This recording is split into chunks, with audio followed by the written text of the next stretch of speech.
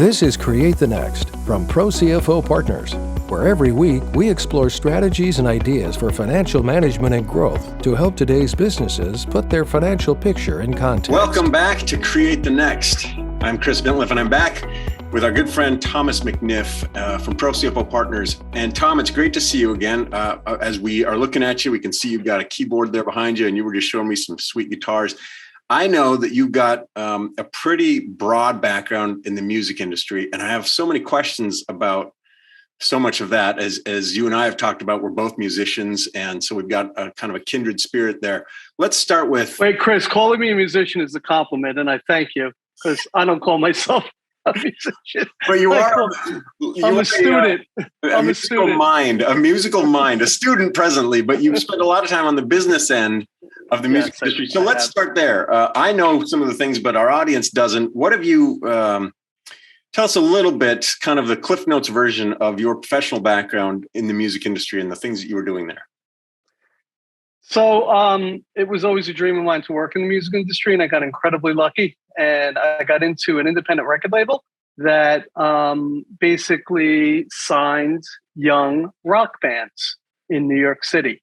And I was in charge of the financial and IT departments.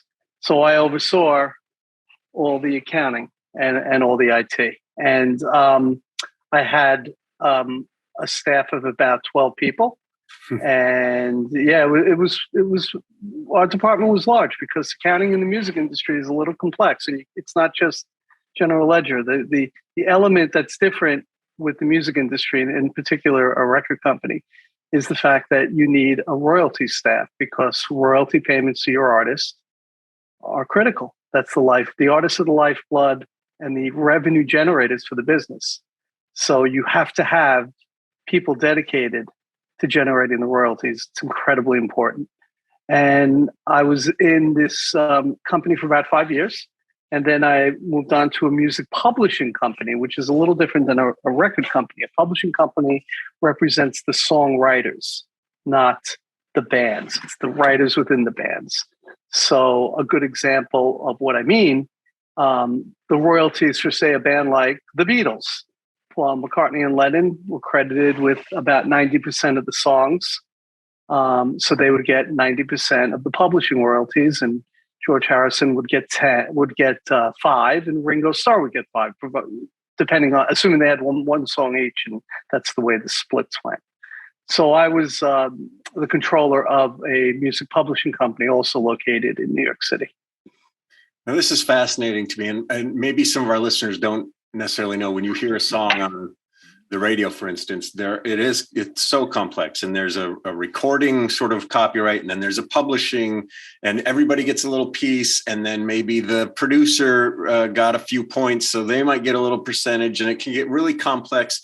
Did you find in your time, because I want to get to sort of how things have changed dramatically as the distribution models have changed, but did you find in your time that complexity started to make a sort of sense, or was it always, as you have this staff of 12 and you were just talking about how the royalty structure can be complex, is it sort of always an art form that you're constantly trying to sort of, because every situation is so nuanced and different, and does that require you to have like a new sort of approach or perspective almost with every single artist or situation? Or can you sort of say, these things are the same and these little things are small adjustments? Generally, from a financial perspective, it was the same. However, all the bands had different contracts, and there are nuances within those contracts that you had to know. A good example is back in the day, a video. If a band shot a video, the record company would pay for that. That's called a recoupable charge. Now, if for some reason a band was able to get that excluded from their contract, you can't recoup any video charges against that band's royalties. But most of the time, those are recoupable charges. And what I mean by that is, when bands sign on, they get an advance. They could get $500,000 or $20 million. It depends on how the record company thinks the band is going to do. And that's more or less like being on account. Yeah, the band, you get all that money, but now you got to record, and now you have to write hits. And once that music gets released, any of the royalties that are generated go against that unrecouped balance. So until, say, a band gets $1 million, until that $1 million is recouped, the band gets nothing, because what they're doing is basically paying back the record company for the advance. So something like a video, that could be construed as being a recoupable charge. So the nuance, the real complex nuance, it's very unique to this industry. One of them is tracking recoupable charges. You have to make sure that you're putting those charges against the band properly per the contract. So the contracts are always critical. And once you set it up once, then you have it, but you have to be very careful. If a company is very activating a lot of new bands, you have to make sure that you're picking up all those charges properly. Again, I don't know that the common listener knows that, you might have this fantasy idea of a rock star that's, living in this huge mansion and has all this stuff. But Tom, as you're pointing out, so much of what is required for them to do their business, an artist, a band, for them to create their product, they almost go in debt in order to do that. And then they have to repay that debt to their employer, if you will, in order to make that happen. And it's a really interesting scenario. How did that shape your relationship then with the artists and with the record label itself? Because they kind of have some mutually exclusive sort of perspectives. They want the same things, but sometimes they want different things. And I know that in time you got into the artist relationship. How did that feed? How did knowing so much about the financial aspect, I don't know, nurture your relationship making with the artist and on the other artist side? There is a basic suspicion of the businessmen and record companies when it comes to the artist. And that's universal. You can watch any documentary about a band. You always see the same thing. There's always suspicion that they're screwing the artist. I can't speak to a lot of the other larger companies, but I can speak about the one I was in, or the two that I was in. We never did anything like that. We were very, very honest with our artists. And what I tried to do was to never wear a suit to the office, because if a band showed up and I had a suit on, I was a distant businessman. So this is about as much as good as dressed as I got, and t-shirts, concert t-shirts. I also always went to the concerts as the bands toured. When they would come through New York, I always liked to go and see the band and meet with them afterwards and see them. The reason is I wanted to always have a relationship with those guys, and I wanted them to know that we're not trying to pull the wool over their eyes. And the problem is a lot of the musicians are young musicians. They don't understand the complexities of how this works. Most don't. And that was the problem. And that's where the suspicion generates, because their managers, and a lot of times, don't explain it to them. And a lot of times the artists don't want to know. They just don't want to know. They're creative people. They're cut. I always describe it as this. Since I'm a finance person, that's why I call myself a student, not really a musician. I'm a finance person. I see things in black and white. Artists don't see things in black and white.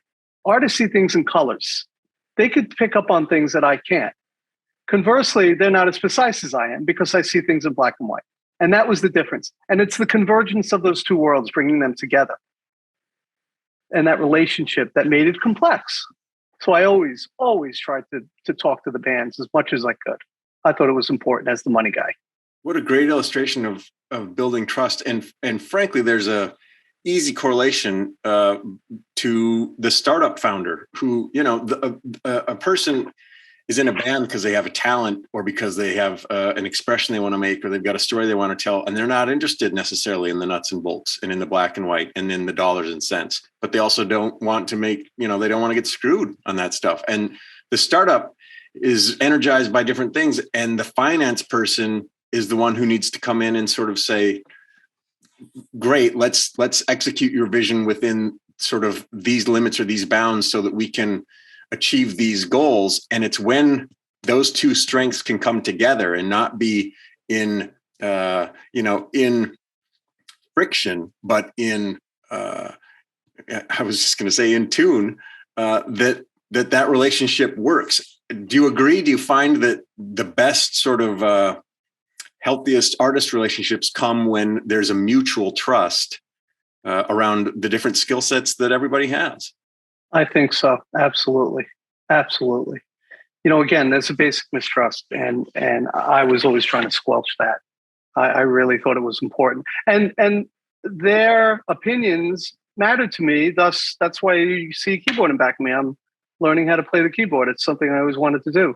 And that was a lot of discussions with a lot of different musicians because I wanted to play the guitar. And everyone would tell me, start with the piano, read music. And then once you do that, you can branch off into other instruments. And that was what the advice I got from so many. And again, it was a trust thing. I stink, but I'm trying. Things have changed so dramatically in the last even 5 years, but as streaming has changed the distribution model, it used to be the record company was really in charge of getting this music out to listeners and how they wanted to do it and who was going to get it done. But also the artist or the producer of the product, if you will, has so much different power to their own exposure. They're not beholden to anybody to get them in a magazine or to get them in an interview because they can start their own YouTube channel or they can, there's so many different ways. How do you think some of those huge dynamic changes are impacting the business of not just music, but of creative distribution? I think with all the channels that musicians have at their fingertips now, they could become much more advanced on the business side and also be able to get their name out there. But at the end of the day, the power of a major record label is something if you have a chance to sign, it's worth it. And only because of the infrastructure that's then behind you. So I think that it actually makes it a little easier on the A&R departments of the record companies to be able to find the right talent because there's so many different ways you can be exposed to a band. It's not just going to a club. That in the old days, how would you find a new band? If you were an A&R person for one of the major labels, how would you find somebody? You'd have to go to a club. I mean, here in New York, years ago, you go down to CBGB's or all those clubs downtown. And now you can go on YouTube, like you said. You could go, there's so many different ways that you can discover music. But at the end of the day, as far as an artist goes, they're better off signing a deal with a publishing company for the songwriting and getting aboard a record company, in my opinion, because you have the power of the company. You have that support, that network of experts around you who can help you navigate that stuff. What are you taking from all of your years in the music industry into now as you're helping other companies outside of that industry? What are there certain, I imagine it's kind of just runs through the fabric of you now, but are there certain things that you just kind of bring to work with you every day, or your perspective is a certain kind of way, or how does it shape who you are today professionally? Oh, it's helped me tremendously because, in my years of working, I've developed this toolkit of skills, and I run into people who don't have any of those skills. They don't have any of the financial stuff that I have. And it gives me the opportunity. What the music industry has showed me is it gives me the ability to teach people, and I'm much more patient. I'm not pulling myself back and saying, oh, I can't believe you don't know this. They don't know that because they're creative. And it's giving me the ability to be more helpful across a broad range of industries right now and help people develop their businesses. So for me, it's been tremendous. If I worked in a bank or a big accounting firm my whole career, that's a lot different than what I was exposed to. At the end of the day, all businesses are trying to make money. It doesn't matter how you make the money, as long as it's legal. It's how you make money. And if it's making money through trading Bitcoin or making money through releasing great music or playing shortstop for the Mets, it's it's about making money. And very creative people can make a lot of money if they're talented and get the breaks that they need. You have to be lucky also. Right place, right time.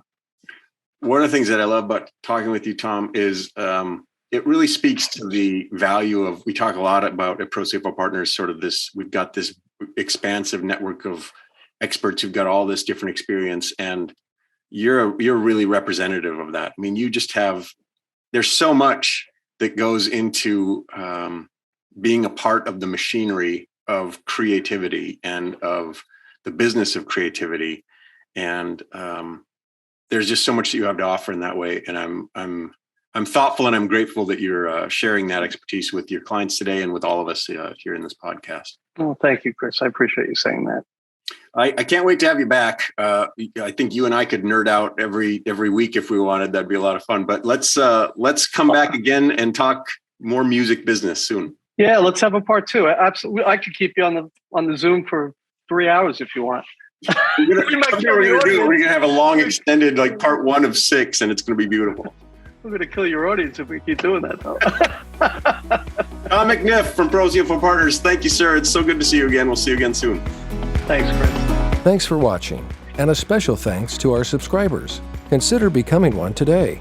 Visit ProCFOPartners.com for more strategies and ideas for financial management and growth to help you put your business's financial picture in context.